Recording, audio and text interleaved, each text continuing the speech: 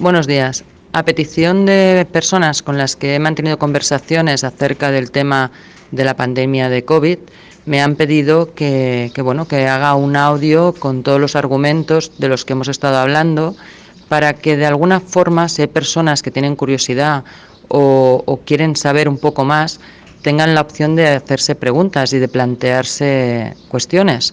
Creo que es súper importante en estos momentos no actuar siempre siguiendo todas las indicaciones un poco como borregos, por decirlo de alguna manera.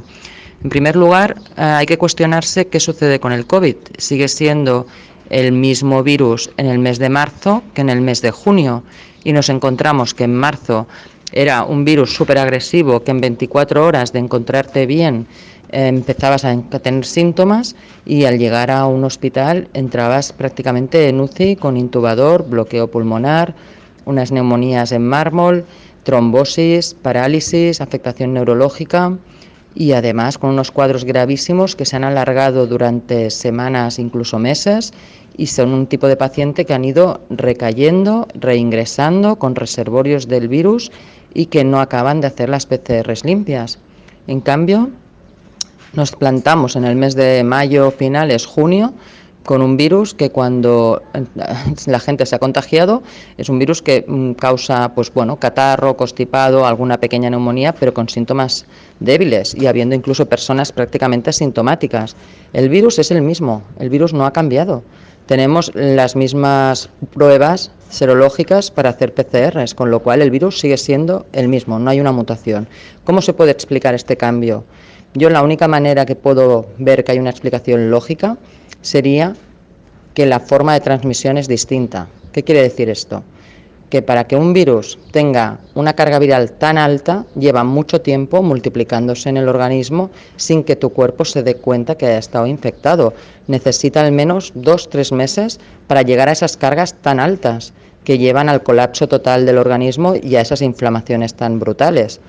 Esto solo se puede explicar si este virus se ha sido inyectado a través de una vacuna, a través de algún mecanismo que sea masivo, de manera que cuando entra en nuestro cuerpo se queda acantonado en un lugar replicándose. Probablemente el sistema nervioso, porque es un virus muy neurotrópico, le gusta el sistema nervioso. Los afectados pierden el gusto, pierden el olfato, dolores de cabeza, parálisis, pérdidas de visión, con lo cual es un virus neurotrópico. Ya se ha visto que este virus tiene inserciones, supuestamente, de otro tipo de virus, de otras familias, como HIV, como SARS, incluso como herpes. Y los herpes tienen esta facilidad. Un herpes simple, que sería una pequeña vesícula en la boca, se va reactivando. Las llamadas... los herpes, las pupitas en la boca. Es un virus que vive en el sistema nervioso y que cuando hay una bajada de defensa se reactiva, pero está latente en nuestro organismo siempre. Este COVID puede perfectamente haberse quedado latente en el sistema nervioso y ponerse a multiplicar. Ahí quedan escondidos de nuestro sistema inmune. No nos damos cuenta que tenemos esta enfermedad. Llegado el momento, cuando hay mucha carga viral y saltan a la circulación, es cuando han dado estos cuadros de colapso tan brutales, con unas cargas tan altas que la persona no ha podido responder a este virus. Tenemos luego las transmisiones ahora de persona a persona a través de las gotitas de flujo, las gotitas que se desprenden al hablar, estornudar, que van por el aire hasta la persona que tienes cerca, 1 metro más o menos, porque más lejos ya no llegarían, y entran en nuestra mucosa oral y nuestro cuerpo ya lo ha detectado y se pone en marcha el mecanismo de defensa. Hay una lucha ahí, una semana más o menos de incubación entre lo que el virus puede multiplicarse algo y nosotros hacemos nuestras defensas, y es una enfermedad que se vence relativamente fácil. Entonces estamos ante un cuadro muy distinto, pero lo único que ha cambiado de este virus es la transmisión. En un caso ha sido inyectado con un largo tiempo de latencia y cuando ha sido visible a nuestro sistema inmune no hemos podido, ha fallado, nos ha dado cuadros muy graves, y cuando ahora se transmite de una manera natural de persona a persona es un cuadro leve o un poquito más moderado en función de cada paciente, pero son cuadros mucho más asumibles, con síntomas más débiles. Entonces, ¿qué puede haber sido el mecanismo de transmisión? ¿Qué tienen en común todas las personas que fueron a partir del 15 de marzo directamente a UCI? Personas mayores, personal sanitario, algunos deportistas. ¿Y qué no tienen los niños? Que no ha habido casos tan graves de niños. Básicamente la diferencia es la vacunación de la gripe.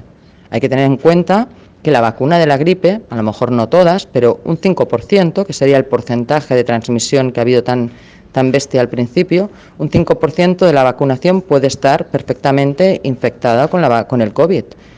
Accidental, eso yo ya no lo voy a discutir, pero que es posible que haya habido un fallo en la vacunación de la gripe, que estuviera contaminada con COVID-19, que las personas que recibieron esas vacunas, ese 5% de los vacunados, hubieran tenido este virus dentro desde el mes de octubre, porque de hecho hay casos de COVID en octubre, en noviembre, en diciembre. Esto no ha venido de China en el mes de febrero, esto ya lo teníamos en la población. Esto explicaría que las residencias de ancianos que tienen una alta tasa de vacunación de gripe, nos encontráramos con personas que en 24 horas fallecieran en todas las residencias, en muchos geriátricos, en muchos sociosanitarios. ¿Qué sucede? Que el colapso del cuerpo en ese momento es el que es y en 24 horas fallecen. ¿Cómo va a entrar el COVID en una residencia de abuelos si hoy en día se está viendo que el periodo de incubación es de una semana solo, que además las personas que son asintomáticas o bien con síntomas muy leves según los últimos estudios y que por fin la OMS ya lo ha dicho, no transmiten, no contagian prácticamente? El personal que trabaja en estos centros geriátricos, que son centros sanitarios, generalmente trabaja con guantes, trabaja con mascarilla para manipular a la gente mayor. Es muy difícil una transmisión, con lo cual ese virus ya estaba en esas residencias, ya lo llevaban dentro. Claro, ahora tenemos unas residencias de abuelos que han tenido todos síntomas y todos son leves. ¿Qué son, superabuelos? No. Han tenido una transmisión normal de la enfermedad como un constipado o una gripe más suave. Y ya está.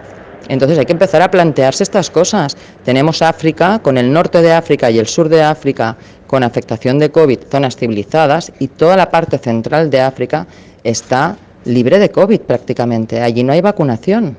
Entonces, ¿cómo vamos a pensar que esto nos va a salvar una vacuna? Si precisamente las vacunas hoy en día habría que mirarlas todas una a una, cuáles son válidas y cuáles no. No es un tema de decir no a toda la vacunación, pero sí a poner sentido común. La vacuna de la gripe cambia cada año, tiene miles de combinaciones. Jamás van a hacer una vacuna eficaz para un invierno. Al contrario, debilita el sistema inmune porque te hace luchar contra un microorganismo, una gripe, que probablemente va a venir distinta. Entonces las personas mayores les gasta sus defensas y cuando viene la gripe que ha tocado ese año ya no están igual de preparadas, hay que darles cosas para subir defensas. O sea, al fin y al cabo la vacuna de la gripe nos la podríamos ahorrar, porque esto de que protege no está demostrado. No hay una menor incidencia de gripe gracias a la vacunación. Y teniendo en cuenta que la gripe se cultiva en células animales que tienen otros virus, tienen coronavirus, tienen otros tipos de microorganismos, habría que plantearse si se nos ha infectado con este virus a través de la vacunación de la gripe, habría que plantearse si vale la pena correr el riesgo de que esto vuelva a suceder. Todas estas preguntas que quedan así en el aire deberían ser contestadas. Nadie ha explicado la diferencia de las cargas virales al inicio de la pandemia y al final de la pandemia. No es por la calor, el virus no ha mutado. Si no hubiera ningún caso, es que hemos cortado la transmisión, pero perdonadme, habiendo casos, alguno iría a UCI, digo yo, y solo van a UCI los que se reinfectan desde el principio, que no han podido superar la enfermedad, después de tanto tiempo. Cuidado, no tiene nada que ver una cosa con la otra. Alguno tendría que ser grave de todos los casos que están habiendo con la infección que estamos teniendo. Nunca han sido cero los casos de contagio. Es más, teniendo en cuenta que el confinamiento fue estricto, mínimo 15 días, estricto, ahí teníamos que haber cortado la cadena de transmisión y no deberían haber aparecido prácticamente casos. Y la curva no cayó. La curva hizo la evolución natural de 1 mes y medio, que es justo el periodo de vacunación de la gripe. 1 mes y medio, 2 meses, el tiempo en que las personas van recibiendo una dosis. Entonces, esta teoría de que el COVID ha sido tan grave porque se nos ha administrado a través de una vacuna, ha tenido un periodo de latencia, ha dañado nuestro sistema nervioso. Hay personas que han tenido síndromes de Guillain-Barré secundarios a las infecciones de COVID, unas recaídas importantes, unas secuelas importantes y casi todas a nivel neurológico, no pulmonar, sino neurológico y trombótico, a nivel de la circulación. Estamos ante una crisis sanitaria que hay que plantearse de dónde ha venido, que no es China. China puede haber sido el laboratorio que ha fabricado para todo el mundo, pero no es algo que ha venido de China y nos lo han ido transmitiendo a través de un avión. Esto ya a día de hoy espero que no se lo crea nadie, porque si aquí en noviembre y en octubre ya había COVID, esto no vino de China. por infección, por traspaso, por personas, vino dentro de un sistema de inyección a toda la población. Y cuidado, también tenemos el tema del dióxido de cloro, que ha funcionado en muchos pacientes porque deja la PCR negativa y conseguimos superar la enfermedad con poco tiempo y además sin secuelas prácticamente. El estudio en Colombia lo ha demostrado, los casos se han curado y nadie presta atención a esta partícula, al dióxido de cloro, solo hacen que demonizarlo. ¿Por qué? Porque este producto, que es prácticamente inocuo para la salud, que es alcalinizante, que mejora la oxigenación celular, que mejora la fluidez del torrente sanguíneo. Este producto nos quitaría el miedo a tener enfermedades, nos quitaría el miedo a todo y nos ahorraría toda esta pantomima que se ha montado de mascarillas, de guantes, de sistemas higiénicos. Pero si no hay COVID en los supermercados, no hay COVID en las superficies, no se transmite por el aire, no es un ébola, ¿por qué vamos con mascarillas desinfectando el mundo? ¿Por qué vamos con este miedo? Si ahora tendríamos que estar todos libres en la calle, cogiendo esta enfermedad e inmunizándonos. Pero claro, la mascarilla, hasta que no haya vacuna, no habrá que quitársela. ¿Por qué? ¿Y si yo no quiero vacunarme? ¿Voy a ir con mascarilla toda la vida? Son reflexiones que todos deberíamos hacer. Al menos tenemos derecho a opinar. Creo que de esto aún tenemos ese pequeño derecho a tener nuestra propia opinión y creo que sería bueno compartirla. Un abrazo y espero que no os haya chocado mucho esta reflexión.